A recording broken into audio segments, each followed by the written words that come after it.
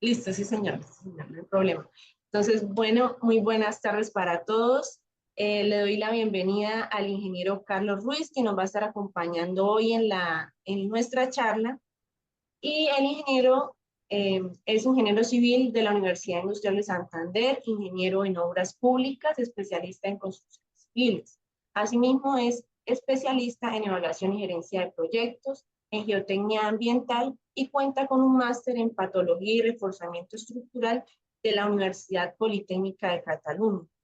Asimismo, es coordinador de seguridad y salud para edificación y obras civiles de la Universidad de Burgos. Entonces, bienvenido, ingeniero Carlos Ruiz. Esperamos que nos pueda compartir toda su experiencia y que sea una charla muy agradable para todos. Pues, Laura, muchas gracias. Ingeniero Luis Eugenio, muchas gracias por la invitación. Muy amables por este espacio que nos permiten a muchos de nosotros compartir lo que se ha hecho, pues, de una u otra manera.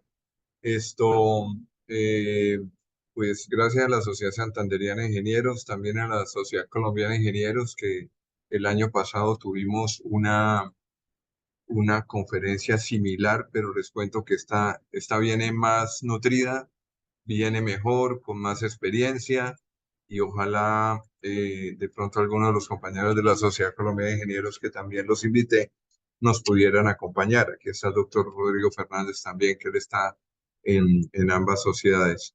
Entonces, esto, el tema que nos trae hoy a esta actividad de Café con Ingenieros, que también agradezco y felicito a la Sociedad Santandereana de Ingenieros porque nos da la oportunidad de conocer varios temas y ponernos al día, pues es el del seguro decenal.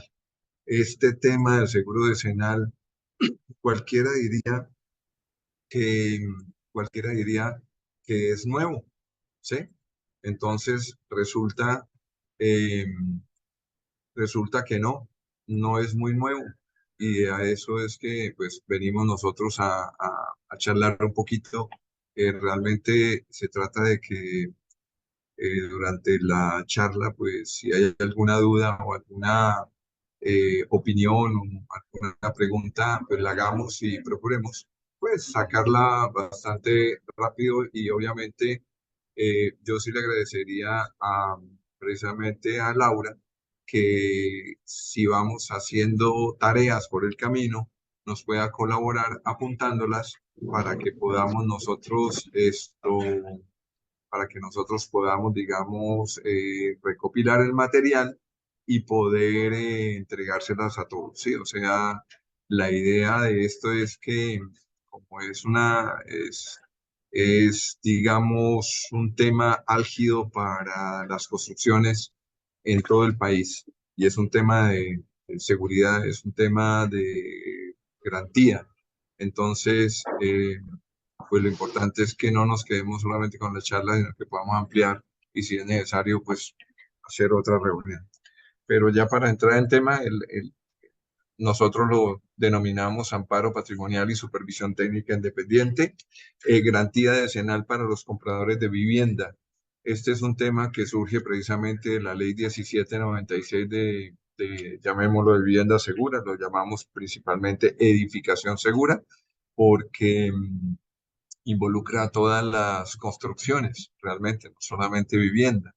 Y el otro tema es que fue una de las metas que, aunque apareció en el 2016, ya venía planteándose desde hacía muchos años y la verdad que nunca había tenido eco y realmente esto se hace en algunos otros países. Yo personalmente la conocí en España cuando estuve trabajando allá. Eh, yo supe después de un tiempo que es que había llegado yo a trabajar en el año 2000 y se había inaugurado ese año. Entonces a mí me inauguraron con el seguro decenal en España y pues fue una experiencia muy interesante. Entonces, pues como ya esto lo dijo Laura, pues ahí está mi presentación. Eh, nosotros, o yo pertenezco a la ACI, al American Concrete Institute, a la Asociación Colombiana de Ingeniería Sísmica, en los títulos IJK A10 y pertenecemos a Camacol, Santander, Medellín, Bogotá, a la Sociedad Santandereana de Ingenieros, al Instituto Colombiano de Construcciones en Aceros, que hemos estado ahí presentes. En ASTM somos órgano consultivo para ingeniería forense, Sociedad Colombiana de Ingenieros, Sociedad Colombiana de Geotecnia y el Consejo Colombiano de Construcciones Sostenibles. Las referencias que utilizamos para esta presentación están basadas en la Ley 400 del 97, la norma sismorresistente colombiana del 2010 y sus modificaciones, el decreto 1074 del 26 de mayo de 2015 de garantías. Es curioso porque esto es de, del Ministerio de Industria, Turismo y Comercio, pero ahí es donde están las garantías precisamente de las construcciones. El decreto 1077 del 26 de mayo de 2015 también, que es Ciudad, Vivienda y Territorio. La ley 1796, que era la que hablábamos de vivienda segura, el decreto 945 del 5 de junio de 2017, que fue el que nos dio una actualización técnica, el decreto 282, con el cual ya se definió ese objetivo de la ley 1796 de emitir un seguro de amparo patrimonial, el decreto 1687 de diciembre de 2020, que generó un aplazamiento porque tenía que arrancar a partir del año 2021 y se planteó un aplazamiento para que arrancara a partir del primero de enero de 2022. Y luego el decreto 1006 del 5 de agosto de 2022, gradualidad del amparo patrimonial. Eso es lo que nosotros tenemos. El contenido referente de eso hace una línea del tiempo de la legislación, el seguro decenal, la historia del seguro decenal más o menos, la ley de edificación segura, el alcance del amparo patrimonial, el aplazamiento, la circular del alcance del amparo patrimonial, la gradualidad, la entrada en vigor y los alcances y cómo nos preparamos. Entonces vamos a ver un poquito lo de la línea del tiempo y si nosotros nos fijamos para poder saber, como dicen, dónde estamos nosotros ubicados, nosotros toda la legislación que ordena nuestras actividades de cualquier tipo, comercial, legal, etcétera. Entonces, esta parte técnica está reglamentada por unas leyes, unos decretos y unas resoluciones. ¿Sí? Esas leyes, decretos y resoluciones nosotros las conocemos por allá desde el año 84, ¿sí? Y obviamente después, en el año 98, unos 14 años después, fue que salió la NSR 98. Nosotros sabemos que todo va por una ley que se regula con un decreto y ya eso se precisa con unas resoluciones. Los ingenieros civiles, pues normalmente los que trabajan con obra pública nos toca. Eh, Estamos estudiando las leyes, ahora los de la empresa privada también, porque realmente tenemos que cumplir las normas, los diseñadores, los constructores, eh, los curadores, todos realmente tienen que estar actualizándose con la ley y lo que hemos hecho es un mapa aquí, una línea del tiempo de lo que se refiere principalmente al tema del seguro decenal que estaría aquí en el decreto 282, decreto de amparo patrimonial, el 1687, ampliación del decreto de amparo patrimonial, y el 1606, la gradualidad. Entonces entraron en el año 2019, en el año 2020, y arrancaron realmente a partir del primer semestre del año 2022. Entonces, al primer semestre del año 2022, pero la gradualidad salió por allá en el segundo semestre de 2022 por las situaciones que se presentaron. Eso pues como esto es un documento que se le entrega a ustedes, les va a servir de referencia para cualquier digamos, consulta. El seguro obligatorio de estabilidad y calidad de vivienda nueva, hay un estudio sobre el cual me puse a leer que me lo entregaron precisamente aquí en Bucaramanga, en las oficinas de Sura, de lo que es la historia más o menos del seguro decenal, y nos hablan de que se hizo un trabajo en donde había, pues, bajo el interés suscitado, por el tema de la calidad de vivienda y las garantías, pues había que tomar acciones.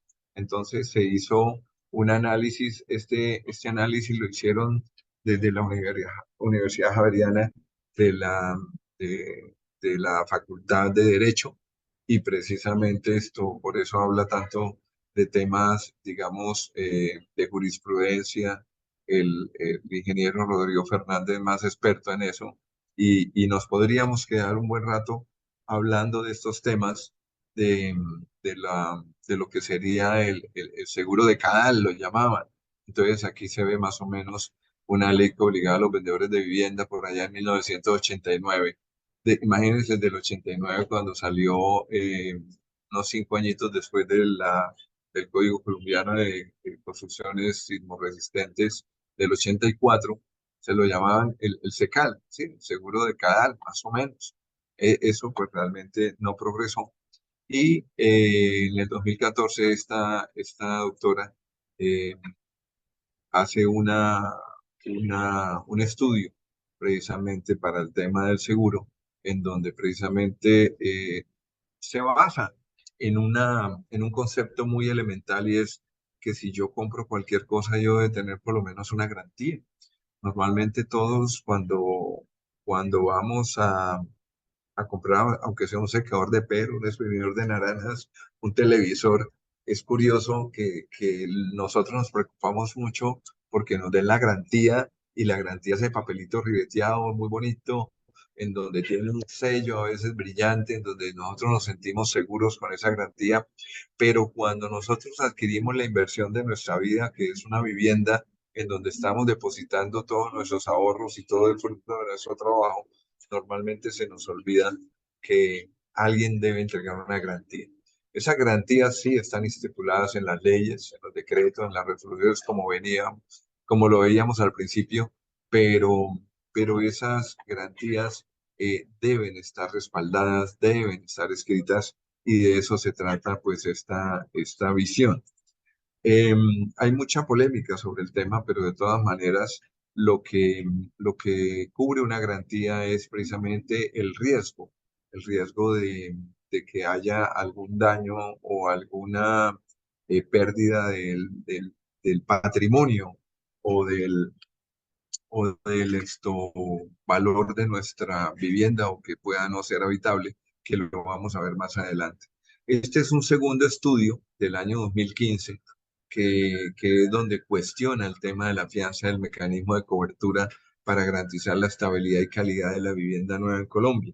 ¿Sí? Entonces, a través de Fasecolda, pues se adelantó el proyecto piloto 2014 que veíamos hace un momento, y precisamente esto basado en las cifras de Camacol, pues se plantean algunas propuestas. Obviamente que el constructor recibe este costo del amparo patrimonial como un sobrecosto digamos, un sobrecosto al valor de la construcción de la edificación, y normalmente pues se va a sentir, eh, digamos que está por fuera de los rangos de comercialización de la vivienda, pero hay que mirarlo desde varios aspectos, y por eso es que estamos reunidos el día de hoy. Y tratamos de no dejar ningún aspecto por fuera y dejar unas tareas de todos, porque realmente estar aquí en la Sociedad Santanderiana de Ingenieros no se trata solamente de venir a compartir un conocimiento o una experiencia, sino que se genere una dinámica o se genere un trabajo desde la agremiación de profesionales, y que le dé apoyo también a los constructores, porque realmente los constructores son arquitectos, ingenieros, administradores, profesionales. Normalmente son profesionales que están invirtiendo en la industria de la construcción, y así como se busca respaldar digamos, la propiedad, se busca respaldar al comprador de la vivienda, también debemos respaldar la actividad constructora para que se mantenga en el tiempo, y ya podríamos nosotros de pronto hablar de sostenibilidad, pero este no es el escenario todavía. Entonces luego aparece ya el amparo patrimonial, que es con el decreto número 282, nos habla precisamente de, de la entrada en vigor de esas medidas de protección al comprador de vivienda. Es luego, como les comentaba, aparece el tema del aplazamiento. Entonces se dice, oiga, vamos a hacer unos ajustes, pero discúlpenme ustedes que me devuelva un poquito, pero vemos ya aquí que todo lo que se realice o todos estos decretos impactan directamente en el decreto 1077 del 2015, el decreto único reglamentario, lo mismo el aplazamiento. Entonces, ¿qué pasa con el decreto 1077-2015? Si nosotros vamos a consultar este decreto, tenemos que consultar el decreto actualizado, que lo podemos, pues obviamente, bajar de las páginas del Gobierno Nacional, en donde aparece el decreto 1077, siempre actualizado con las últimas decretos y resoluciones, inclusive leyes que van actualizando, digamos, esta reglamentación sobre lo que es vivienda, ciudad y territorio, sin olvidar que las garantías están por allá en el Ministerio de Industria, Comercio y Turismo. Entonces, algo curioso, pero allá está. Pero nos vamos a concentrar aquí en el tema de aplazamiento, que hablaba de que de parte del constructor o del generador de vivienda va a ser esto obligatorio con posterioridad al 31 de diciembre de 2021. Entonces es cuando nos dicen que ya no entraría en el 1 de enero de 2019, de 2021, sino entraría el 1 de enero de 2022. Se aplazó un año. Y nos dice que ese numeral también esto del decreto 1077 pues cambia y, y se ajusta a estas nuevas, digamos, indicaciones para que todo lo que se esté haciendo, pues sea a partir del 1 de enero de 2022 y que las licencias se mantienen igual hasta el 31 de diciembre de 2021. El decreto 1006, bueno, que aquí un poquito mal escrito, el decreto 1006 lo que me dice es que, permítame, decreto 1006, ese es el de gradualidad. Esto es muy fácil, lo pegamos aquí, queda bien bonito. Y entonces el decreto 1006 lo que me está diciendo es que se hace una gradualidad por unas razones que pues lógicamente no entendemos y nos parece pues que no debe ser así. Un poquito discriminatorio, diría yo, pero se fundamentan Mm. en que en las ciudades principales como Bogotá y Medellín sí existían los recursos y los profesionales y las empresas capacitadas o con un nivel técnico que le permite realizar las actividades de la supervisión técnica y del gestor integral para el seguro decenal, como lo son Bogotá y las poblaciones cercanas.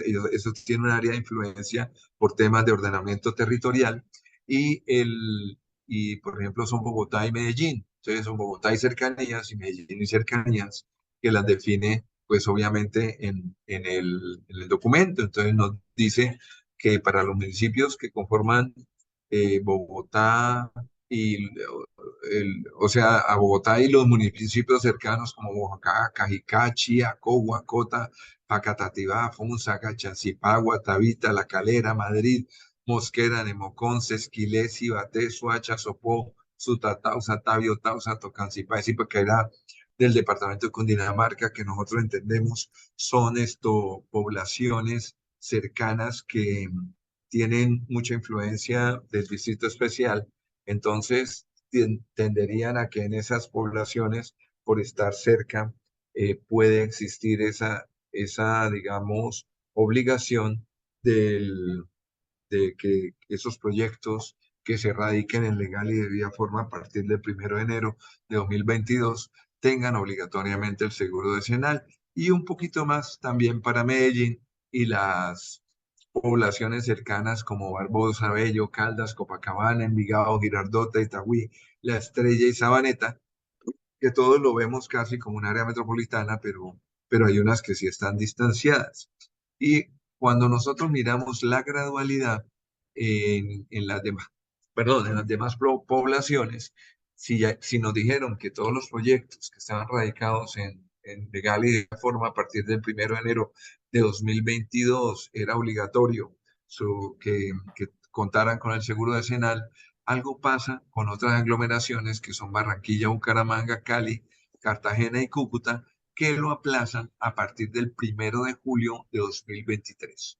Entonces, nos muestran un mapita muy interesante que para Barranquilla hay unos municipios de influencia que es Baranoa, Barranquilla, Galapa, Malambo, Palmar de Varela, Polo Nuevo, Ponedera, perdón, Puerto Colombia, Sabana Grande, Sabana Larga, San Cristóbal, Santo Tomás, Sitio Nuevo, Soledad, Tubará y Usicorí.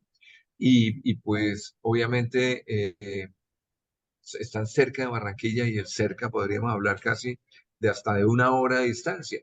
Bucaramanga sería Florida Blanca, Girón, Piedecuesta. No entendemos, por ejemplo, por qué no aparece Lebrija, pero eso es lo que definieron.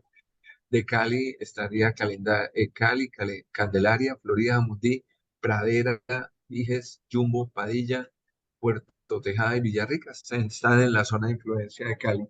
Y Cartagena, Arjona, Cartagena, Clemencia, Santa Rosa, Turbaco, Tubará, Villanueva. Cúcuta sería Cúcuta Los Patios, San Cayetano, Villa Rosario.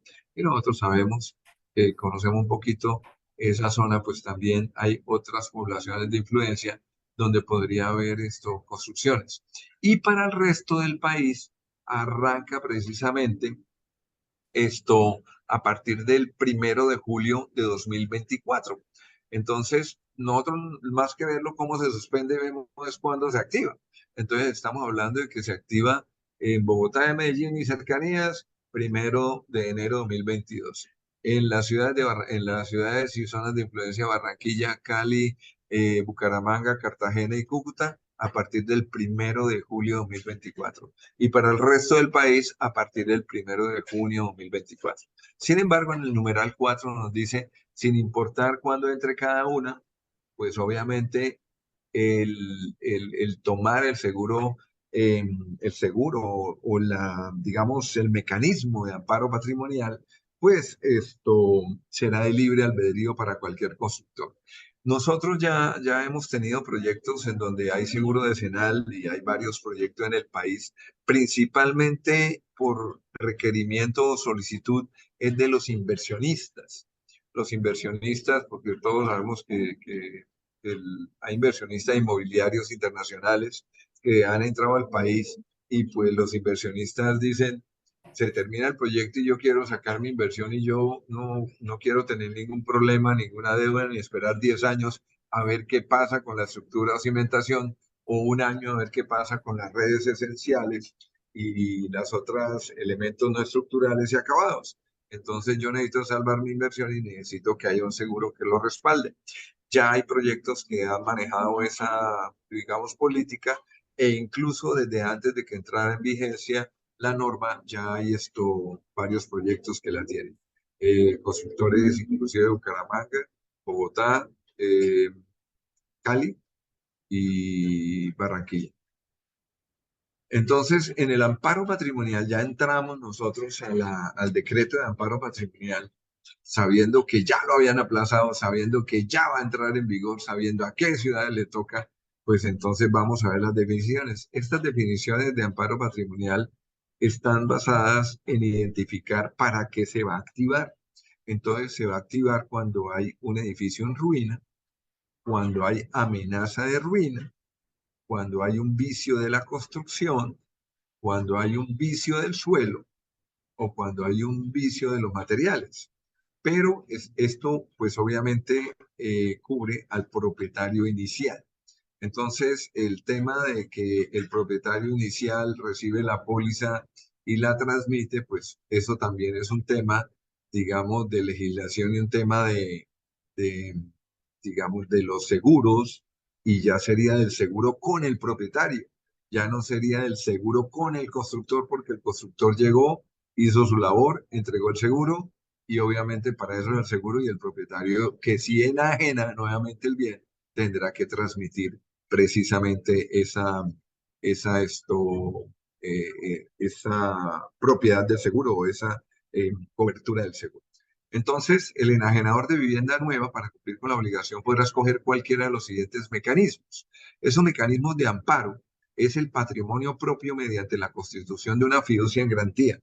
Vamos a ver así parcialmente porque no nos da el tiempo. ¿Cómo es eso el patrimonio propio? Vamos a ver cómo es la garantía bancaria, que es otro mecanismo de amparo, la póliza de seguro y los otros productos en los términos del artículo 2267151 del presente decreto, que realmente es el decreto 1077. ¿Qué es lo que pasa? Esos otros productos en otros países se han desarrollado a través de unas asociaciones, agremiaciones, como bien lo podría hacer Camacol o la Cámara Colombiana de la Infraestructura para ellos, en infraestructura, pero principalmente sería a través de la Superintendencia Financiera, un producto aprobado por ellos para que pueda cubrir como mecanismo de amparo la garantía patrimonial. Y esa expedición del mecanismo de amparo pues, va a depender de la entrega del certificado técnico de ocupación expedido por el supervisor técnico independiente. Eso es para cualquier tipo de mecanismo. O sea, no importa para los cuatro mecanismos, el que escoja el constructor siempre va a requerir que se haya emitido el certificado técnico de ocupación. Las condiciones, ¿sí? Para la fiducia en garantía debe cumplir con unos mínimos, que es eh, será el fideicomitente, o sea, el que lo toma va a ser el constructor enajenador que va a asumir la responsabilidad. La sociedad fiduciaria deberá estar autorizada para el efecto por la supervisión, por la Superintendencia Financiera de Colombia. La transferencia de los bienes al patrimonio autónomo será irrevocable dentro del término legal del amparo, que son 10 años, salvo cuando proceda a su sustitución en los términos de esta subsección, y la fiducia en garantía deberá cumplir con las características enunciadas en este capítulo, en especial con lo señalado en cuanto a vigencia, permanencia, liquidez, suficiencia y momento de constitución. Esta fiducia en garantía, pues, debe tener también debe expresar cuando haga ese aporte que los bienes inmuebles, eh, digamos, los bienes inmuebles que tienen respaldo, la suficiencia y liquidez y la fecha de expedición del certificado técnico de ocupación. En ese tema del certificado técnico de ocupación dice que el amparo patrimonial debe ser emitido 10 días después de la emisión del certificado técnico de ocupación. Yo creo que vale la pena en algún momento tener otra charlita solo de certificado técnico de ocupación, porque si nosotros pensamos en que la emisión del certificado técnico de ocupación se haga una vez se terminen todas las actividades, inclusive los elementos no estructurales, porque así lo define la norma, el constructor no tendría realmente tiempo ni tendría recursos para poder hacer frente a las responsabilidades que, digamos, que se le vienen por temas de intereses bancarios, etcétera. Ese certificado técnico de ocupación estaría digamos, unido a la terminación de la construcción completa y obviamente 10 días después se tiene que secar el amparo.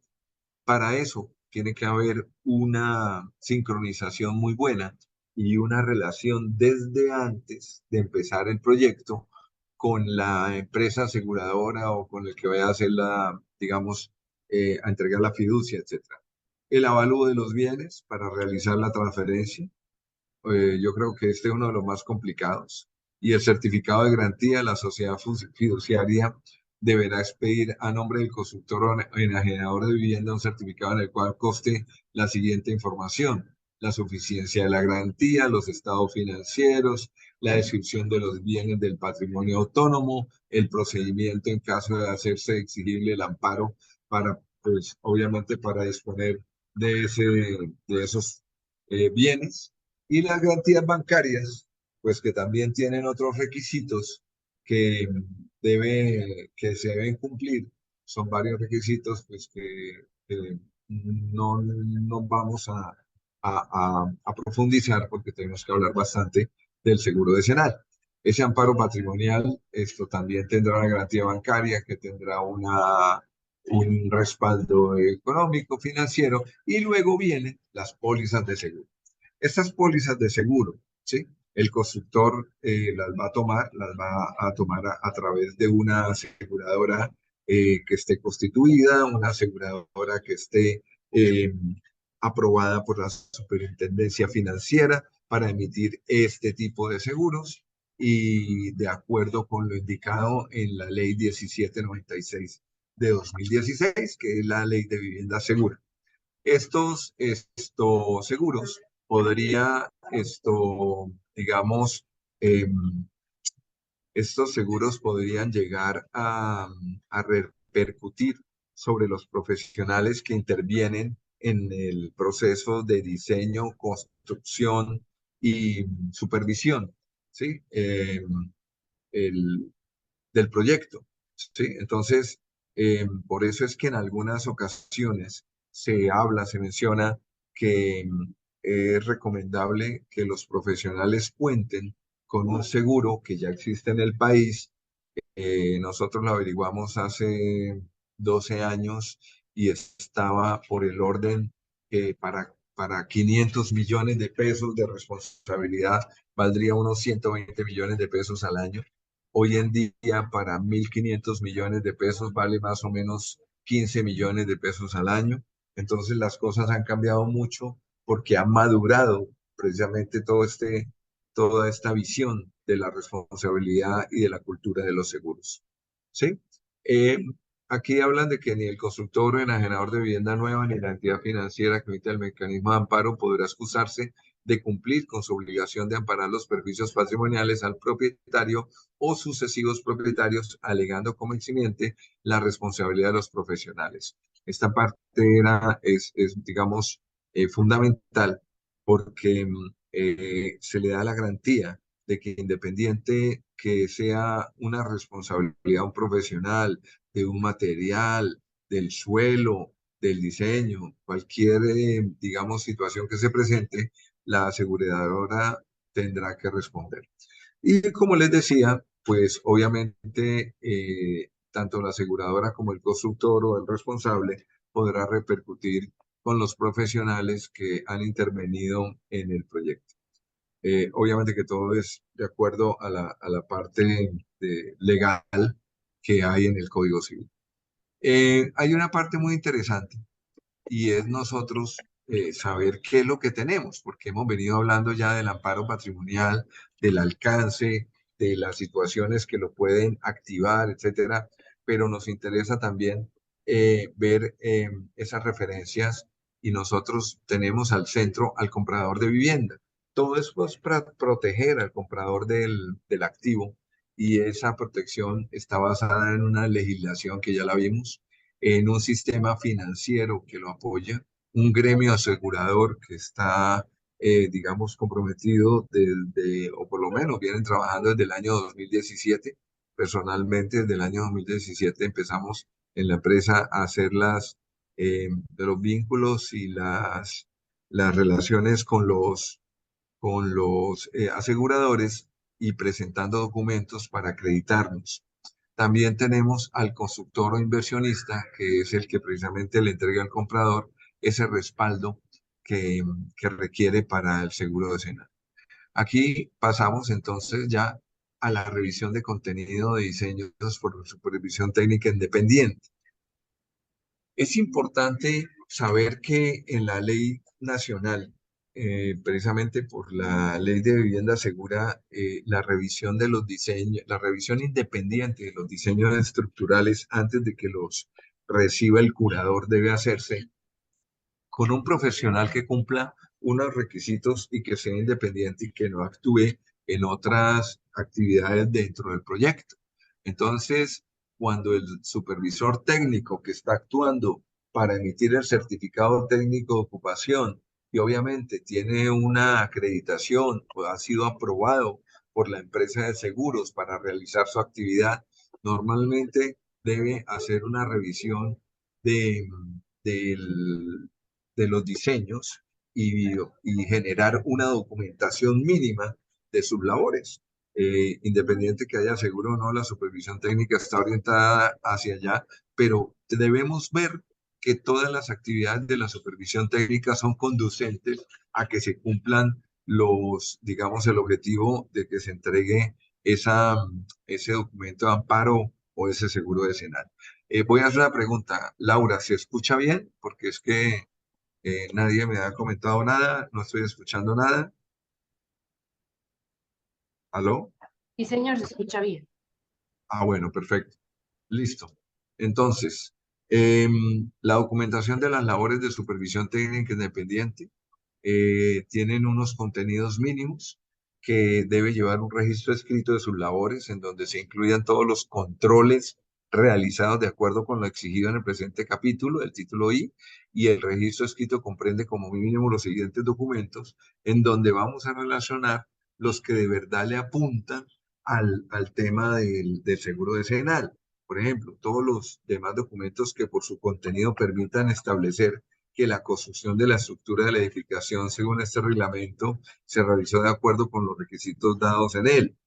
Y el otro que sería que la expedición por parte del supervisor técnico independiente del certificado técnico de ocupación correspondiente al acto descrito en el artículo 6 de la ley 1796, mediante el cual el supervisor técnico independiente certifica bajo la grabada de juramento que la cimentación, construcción de la estructura y los elementos no estructurales contaron con la supervisión técnica independiente y se ejecutaron de conformidad con los planos, diseños y especificaciones técnicas exigidas por el reglamento y aprobados en la respectiva licencia. En este certificado deben anexarse las actas de supervisión y sus anexos, las cuales no requieren de protocolización. La protocolización es digamos, el reconocimiento o la, la certificación de la notaría de que el documento es legal y solamente lo pide para el certificado técnico de ocupación. ¿Por qué habla de este tema? Porque es que la norma nos habla de que se emite el certificado técnico de ocupación, el informe final y las actas mensuales de la supervisión técnica, inclusive habla de ese registro escrito que nosotros pues lo asimilamos y lo asumimos, ya sea la bitácora o los informes mensuales en donde se registra toda la información del proyecto que es la que va a soportar esas verificaciones y controles que se realizaron durante la construcción. En la parte del alcance de la supervisión técnica independiente, nosotros vamos a tener que debe tener como mínimo unos aspectos relacionados con este amparo patrimonial y es importante exigir al diseñador estructural el complemento o corrección de los planos estructurales cuando estos estén incompletos, indefinidos o tengan omisiones o errores. Este es un tema importante porque precisamente digamos, los informes del seguro decenal van a exigir que esas comunicaciones se hayan realizado. También solicitar al ingeniero geotecnista recomendaciones complementarias al estudio geotécnico cuando se encuentren situaciones no previstas en él. Es muy frecuente que en los proyectos, y así como vimos vicio del suelo, vicio de la construcción, vicio de los materiales, pues obviamente todo debe estar fundamentado y ejecutado, y para esa ejecución y fundamentación se tiene que hacer por lo menos una verificación. Puede que la palabra revisión no sea la acertada, pero sí por lo menos una verificación. Sin embargo, las empresas aseguradoras que solicitan los informes del seguro decenal normalmente piden que haya una revisión tanto de estructura como de estudios geotécnicos. Entonces, esta solicitud que se hace al ingeniero geotecnista va a ir también documentada a esos informes del seguro decenal. Al final, lo mismo que en el otro numeral, expedir el certificado técnico de ocupación tanto de la cimentación, estructura y elementos no estructurales.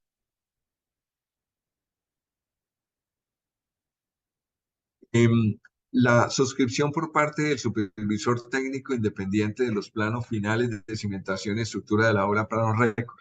En nuestro medio es muy frecuente que haya planos, digamos, planos para la curaduría o planos de licencia.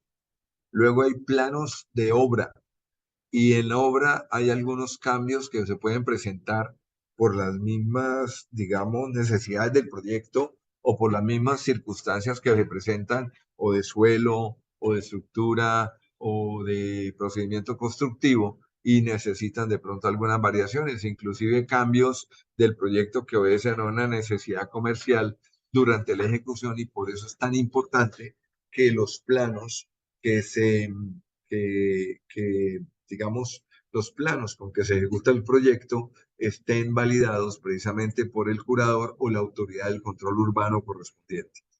Y esos planos también son parte integral de los documentos que van a respaldar ese certificado técnico de ocupación para poder emitir la póliza de seguro decenal.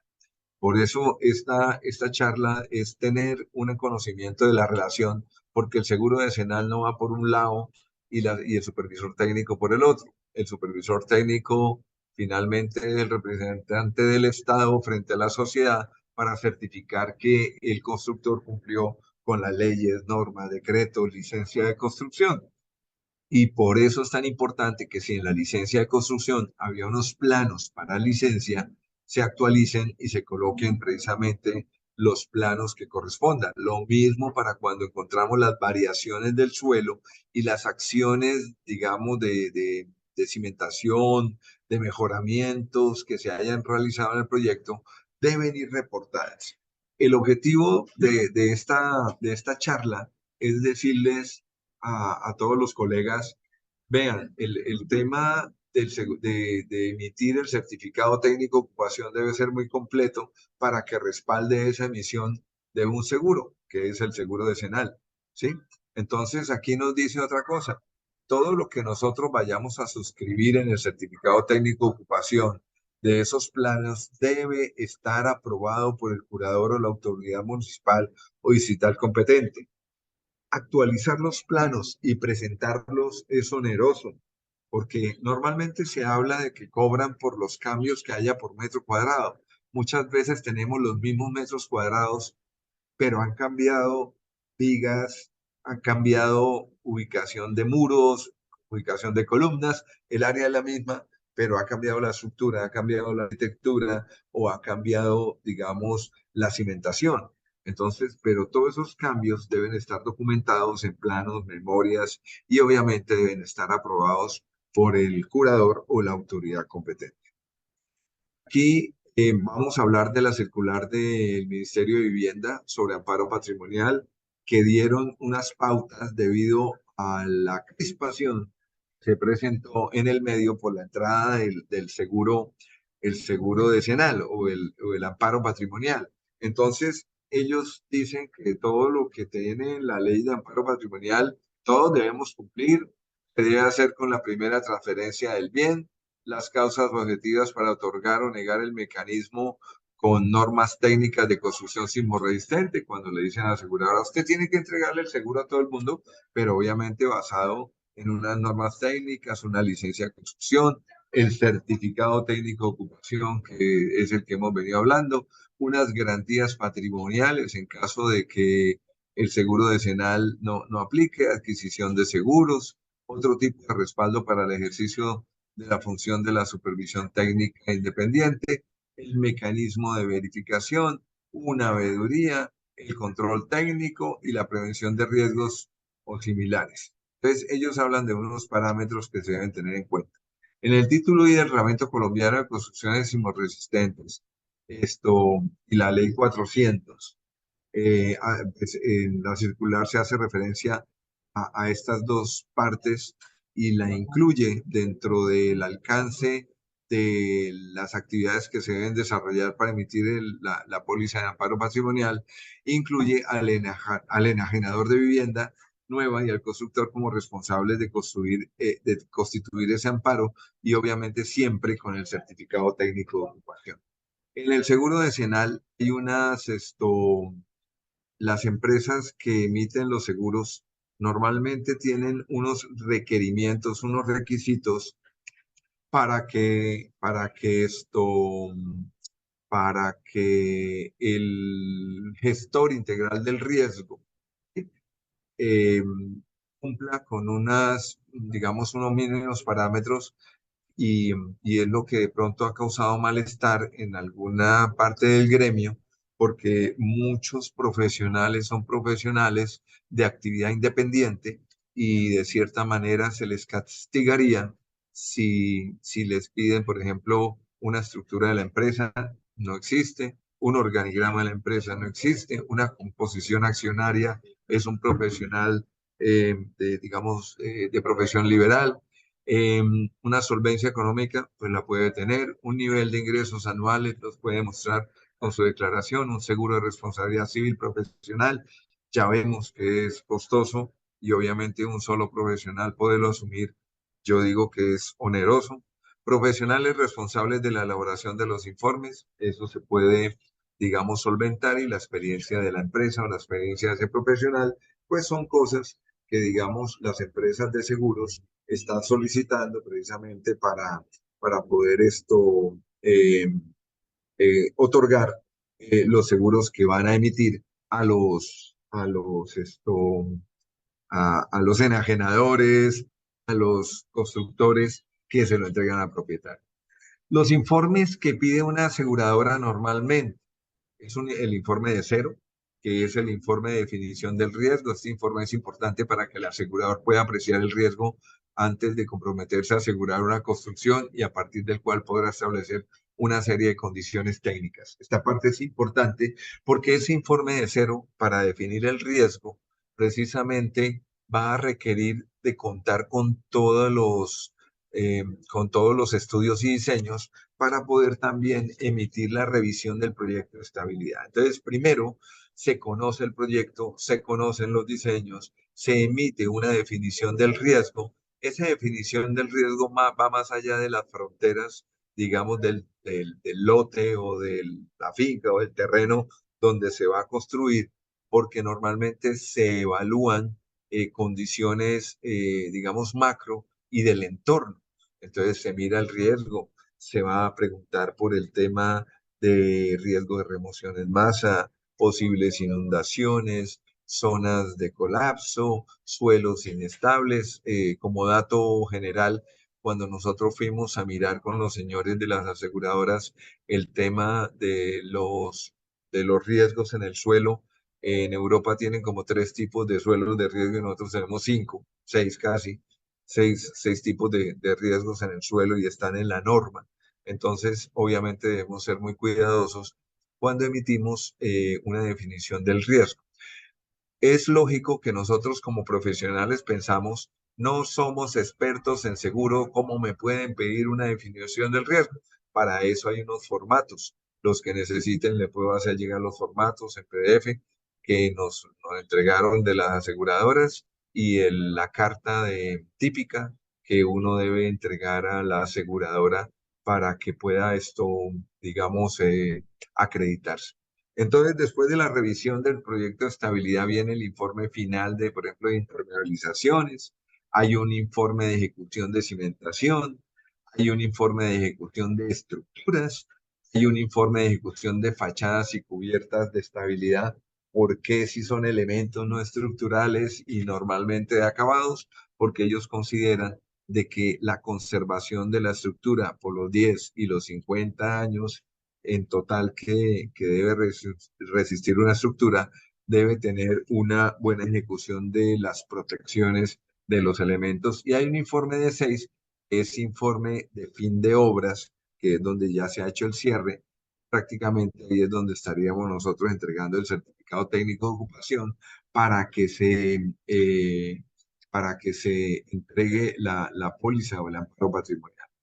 Entonces, luego vienen unos informes especiales. Esos informes especiales eh, son unos informes que deben estar en caso de que haya unas situaciones muy, muy especiales. Por ejemplo, cimentaciones especiales o tratamiento del suelo. Entonces se emite un informe de 1:1. Aquí estaríamos hablando de sistemas de contención, pilotaje, densificación, etcétera, del suelo. Unas estructuras especiales que pueden ser estructuras prefabricadas, estructuras con un diseño no convencional, y las fachadas pesadas prefabricadas también tienen un informe especial, o los materiales y los sistemas no tradicionales o no normalizados. Y el informe de 7 es muy importante porque ese informe de 7 son las incidencias. En todo proyecto hay unas incidencias, llamémoslo unas reservas técnicas, unos requerimientos, unos no cumplimientos, y entonces este informe de 7 nos permite de una manera muy ágil, muy sencilla, poder reportar esas incidencias con un proceso. Todo tiene un proceso. Inclusive en el título I de la norma nosotros tenemos un proceso cuando se presentan conflictos entre el constructor y el supervisor. Entonces hay todo un proceso. Lo mismo aparece aquí en el informe de 7 de incidencias, este tipo de procesos. Lo mismo pasa con las revisiones de diseño. Cuando un revisor de diseños tiene, digamos, alguna dualidad con el diseñador estructural, también en la norma hay un apartado, en un apéndice, donde nos dice cómo es que se debe actuar en esos casos para los conflictos que haya entre el diseñador y el revisor de los diseños.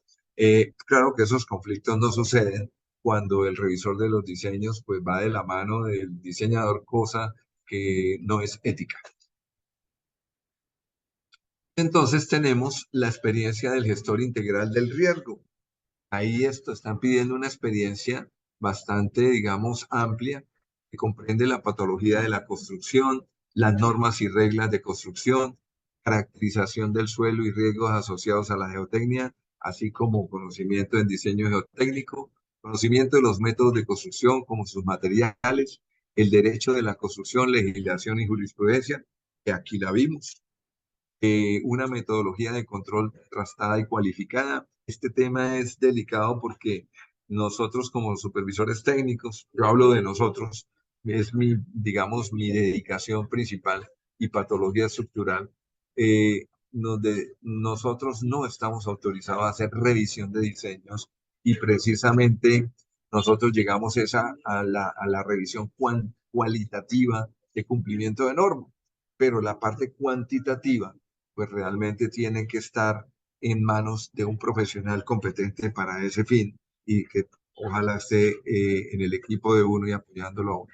Sistemas de construcción no tradicionales e innovadores, la evaluación de construcciones existentes, las condiciones que rigen el seguro decenal de daños en la construcción, lo que comprenderá la acreditación de una temporalidad ininterrumpida mínima en la realización de actuaciones como supervisor técnico independiente y o revisor de diseños independiente, tanto a nivel de proyecto como de ejecución, además de la realización de un determinado volumen de obra controlada por año. Entonces, claro, cuando le dicen a uno eso, por lo menos debe tener un control de calidad. ¿Quiénes son los interesados en este tipo de actividades y para el amparo patrimonial? Son las entidades fiduciarias, entidades financieras, aseguradoras, superintendencias financieras, inversionistas, constructores, profesionales que intervienen en todas las actividades de los proyectos, y los compradores, que son finalmente los que reciben la póliza. En cuanto a otros interesados, estaría el curador y autoridad urbanística. Los profesionales, dice, deberán responder con su patrimonio o con cualquier medio idóneo. Eso está en la norma y precisamente todos estamos involucrados y ese es nuestro compromiso. Y aparece la opción de obtener una póliza de seguros de responsabilidad civil profesional por error o omisión en ingeniería y arquitectura. En cuanto a, bueno, aquí tenemos más temas de interesados por el tema del certificado técnico de ocupación, el registro único de profesionales acreditados, y lo que les decía, que el supervisor técnico es el representante del Estado ante la sociedad para garantizar al comprador de vivienda que el constructor cumplió con la legislación y la norma y por lo tanto la vivienda segura. El RUMPA. Resulta que nosotros ya deberíamos tener el registro único nacional de profesionales acreditados, que nos estaría dando como ese aval sin tener que pasar por una cantidad de filtros que pudieran colocar las aseguradoras. Y ese tema está en proceso y esperamos que se resuelva pues, en el segundo semestre de este año, porque las preguntas ya se terminaron en diciembre del 2021 y la estructura del examen, hasta donde sabemos, ya está por lo menos planteada y el responsable de realizar ese examen es el ICFES. La propuesta es, digamos, interpretar un poquito la visión de las aseguradoras, donde realmente tenemos que mirar lo que existe y plantear, digamos, soluciones relacionadas con lo que existe.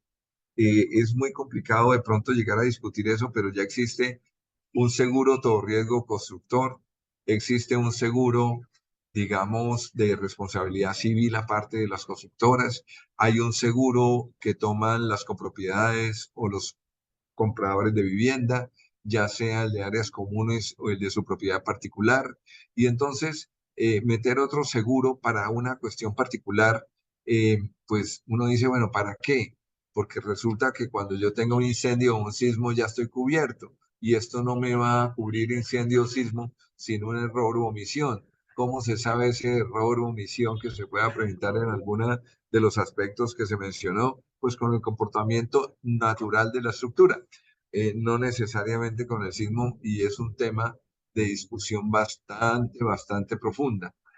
Como nos queda poco tiempo, vamos a acelerar un poquito, que ya vamos a terminar, ¿sí? El tema del seguro debe ser preciso y claro, con la simultaneidad con otros seguros, y esto nos queda una gran tarea a todos.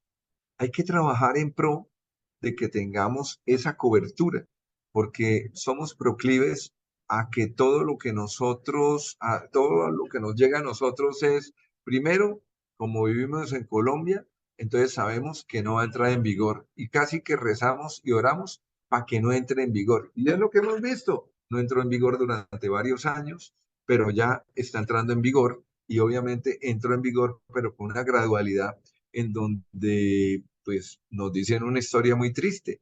En las provincias o en las ciudades intermedias no hay profesionales competentes. A mí me parece eso muy triste y yo soy partidario de que o entramos todos el 1 de julio del 2024 o entrábamos todos el 1 de enero de 2022, pero eso es una precisión muy personal. Y ahora les voy a pedir a ustedes el favor de que me ayuden con las conclusiones de esta charla y pues agradecerles a ustedes esta paciencia de esta hora que tuvimos muy agradable y pues estuve viendo que entrabas a 48 personas y espero no haberlo aburrido y pues que haya sido valiosa este café con ingenieros. Ahora, ¿qué sigue, Laura? Bueno, muchas gracias, ingeniero Carlos. Vamos a proceder a las preguntas. Entonces, para ello vamos a levantar la mano o en caso de que no puedan hablar, las escriben por el chat. Ingeniero Ingeniero Gustavo. Gustavo, buenas tardes. Sí. Bueno, muy buenas tardes, Carlos. Me alegra mucho saludarlo, pero igualmente me parece que usted ha sido muy deferente con nosotros al podernos dictar esta charla tan importante en un tema que sabemos que usted es una autoridad. Muchas gracias, muy amable. Muchas gracias, señor Gustavo. Dígame.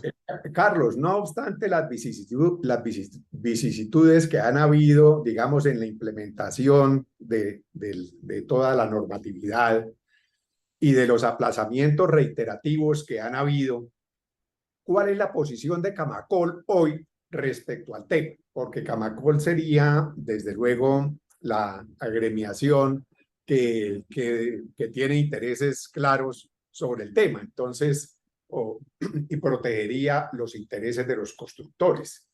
¿Cuál es la posición hoy? ¿Qué dice el gremio? Y, Sí. y le quería solicitar también que con relación a la norma, ¿qué sucede cuando el Estado es el propietario de los proyectos de vivienda? Bueno, gracias, Carlos, y muchas Bueno, muy felicitaciones. interesantes las preguntas, ingeniero Gustavo. La primera, la posición de Camacol, como nosotros vimos en los estudios que se presentaron o los estudios de investigación y esos proyectos de investigación que se hicieron, eh, tanto en derecho y más que todo fue en derecho.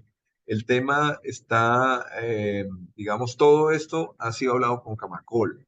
Sí, obviamente que Camacol, como les decía, el gremio constructor y todos los constructores, independiente que sea Camacol, esto lo ve como un sobrecosto. Ese sobrecosto, pues realmente es lo que se propone al final. Analicemos es todos los costos y más bien unifiquemos seguros. En lugar de que haya tanto seguro disperso, pues yo creo que es una buena, digamos, es una buena propuesta y tiene mucho trabajo.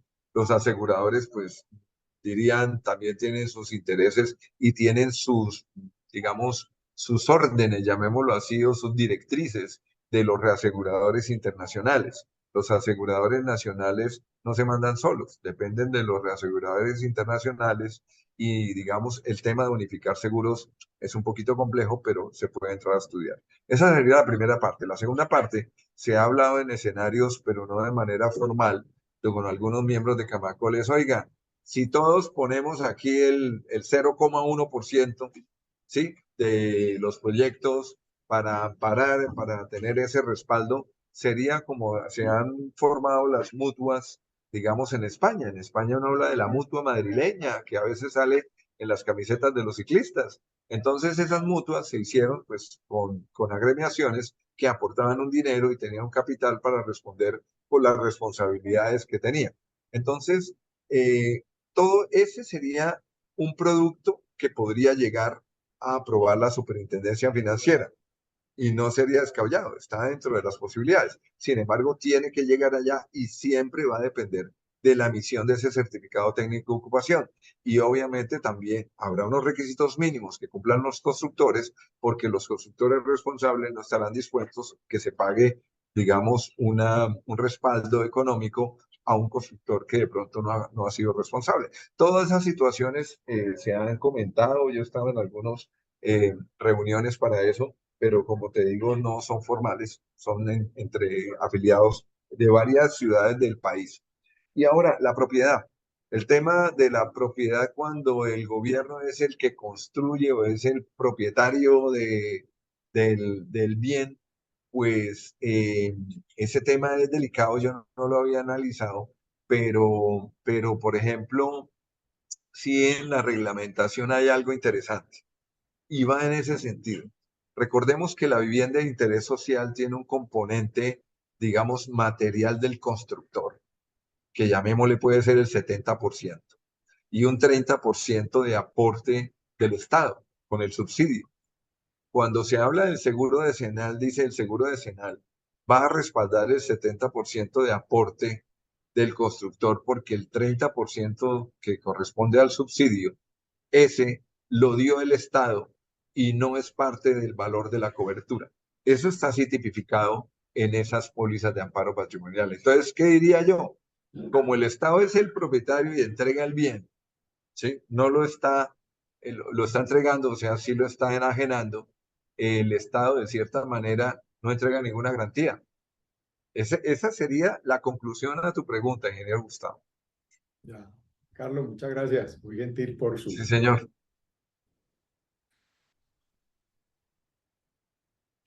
Hasta mañana. Bueno, no sé si hay alguna otra pregunta.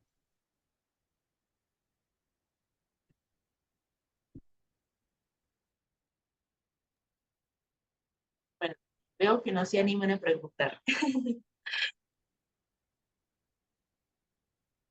Dos preguntas. Ingeniero Luis David.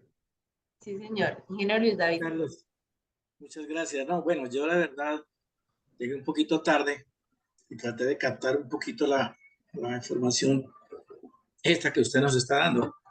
Pero digamos, ¿qué posibilidades hay de que de pronto dentro de la sociedad de ingenieros podamos hacer unos cursos? Porque pues hay mucha, diría yo, mucha ignorancia de los profesionales en torno a este tema. para poder, porque es algo que se viene, ¿no? Entonces sería como para recomendar eso. ¿Y usted qué opina al respecto? Si es posible, ¿no? Que podamos llegar a hacer unos cursos, un curso sobre esto, sobre este tema. Sí, ingeniero Luis David, venga, le cuento, desde el año 2017, cuando empezamos a explorar todo este tema del seguro decenal y cuando fue lo de el tema del space, cuando salió la 1796, yo tuve la agradable oportunidad de presentar pues lo que fue la ley 1796 y empezaron a salir todas las leyes, decretos, resoluciones que, que son, como ustedes vieron, un gran volumen en ese panel. Voy a presentarlo porque el doctor Luis David Arevalo no estaba. Si me permites, Laura, lo voy a presentar, ¿sí? Entonces, regálame un segundito. Voy a presentar ese gran panel con el que arrancamos precisamente, y es que tenemos una cosa muy interesante con respecto de la pregunta que hace el ingeniero Luis David Arevalo. Permítanme. Listo, vamos a ver. Un segundito la presentamos y tenemos un tema que comentar. Ingeniero Luis David, desde ese año 2017 que salió la legislación, permítame, a ver, ahora comparto otra vez. Nosotros hicimos una propuesta conjunta con Camacol, ¿sí? Si están viendo ahí si están viendo la presentación. Yo les decía, doctor Luis Sí. David, que hay unas leyes, unos decretos y unas resoluciones, y no pusimos la del año 84, porque si no el mapa no nos alcanza, arrancamos desde el 97, antes lo tenía por meses, y después tuve que pasarlo por semestres, dentro de poco me toca pasarlo por años, entonces esto es como por semestres, cómo va madurando la legislación, y obviamente cómo nosotros también tenemos que irnos actualizando. Entonces, desde el año 2017 se hizo una propuesta.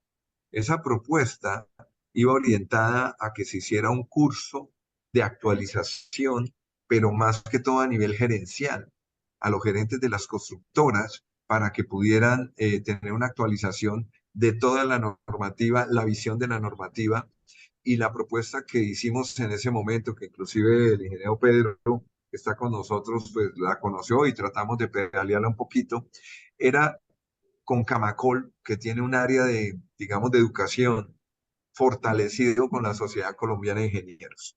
Camacol sigue con esa área de capacitación y formación. Camacol está interesado en que eso se pueda hacer. Sería resucitar esa propuesta en donde hay un curso de 20 horas en donde hubiese 4 temas fundamentales precisamente para actualización y obviamente lograr esos objetivos de calidad digamos, inclusive de cumplimiento de la normativa. Muchas gracias. Gracias, señor Luis David.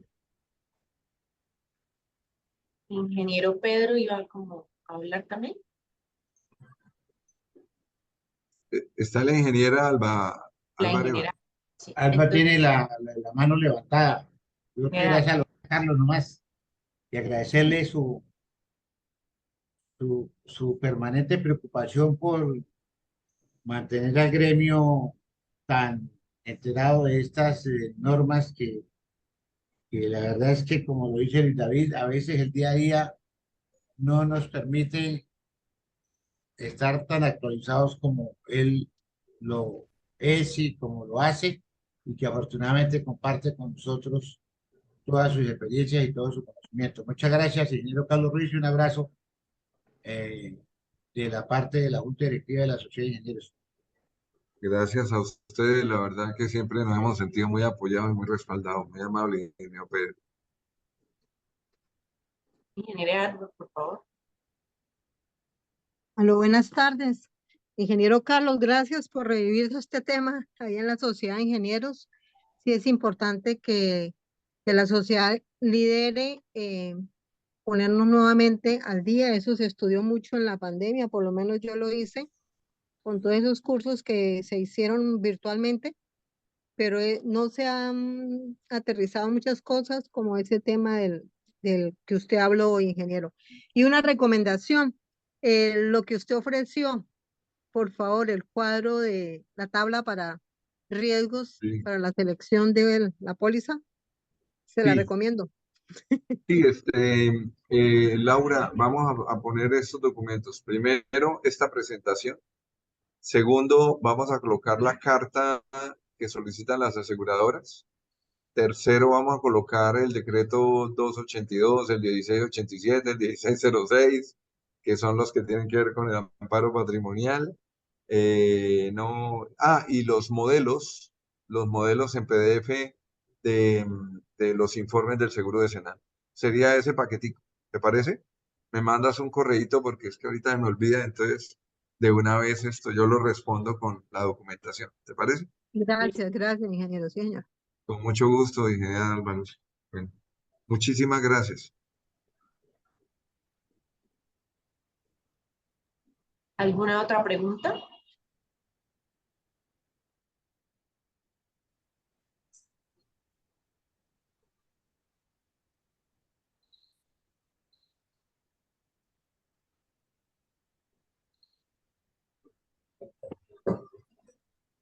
Bueno, ingeniero, parece que no hay más preguntas. Bueno, bueno, Entonces, podemos muchas dar como gracias. por finalizada nuestra charla y pues también queremos agradecerle por su disposición y su tiempo y por compartirnos todo este conocimiento que nos nutre cada día, ¿sí? en nuestro ejercicio profesional. Bueno, muchas Entonces, gracias a todos, muy amables, que pasen un buen resto un buen resto de semana. Hasta luego. Gracias. Hasta luego. Muchas gracias. creo que Gracias. muchas gracias a Muchas todos. gracias. Gracias, Carlos Eduardo. Gracias, señor Luis Eugenio, muy amable.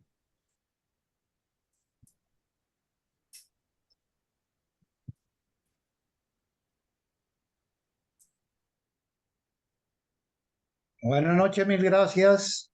Hasta luego, ingeniero Rodrigo, muchas Chao, chao, gracias. gracias. Hasta luego. Felicitaciones. Muchas gracias, ingeniero Rodrigo. Muchas gracias, Carlos. Muy amable, muy ilustrativo, Señor muy Lincoln, qué gusto importante y muy saludar. interesante sus apreciaciones. Muchas gracias Que a siga usted. liderando esto. Muchas gracias. Muchas gracias, ingeniero Carlos.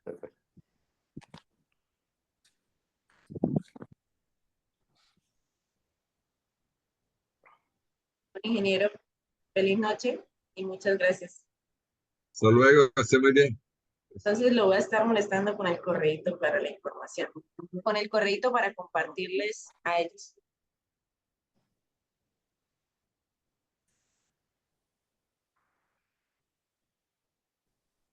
Disculpa que tenemos una ambulancia aquí al frente. Dime. Bueno, voy a molestarlo un momentico ahorita con el correo para compartirles la información a los ingenieros.